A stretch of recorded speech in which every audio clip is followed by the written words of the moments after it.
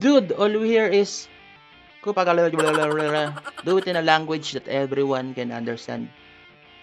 Okay. How Pantera got their name.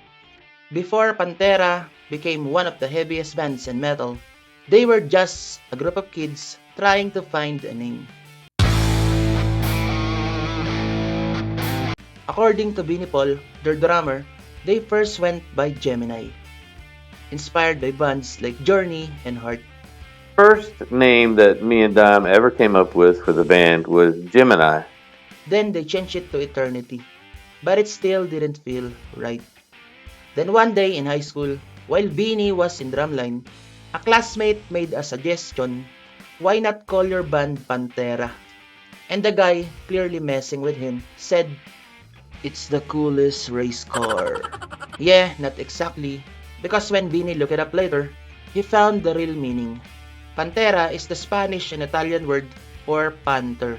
The word itself comes from older roots, even linked to the Latin pantera and ancient Greek origins, always meaning the same thing, a powerful, predatory cat.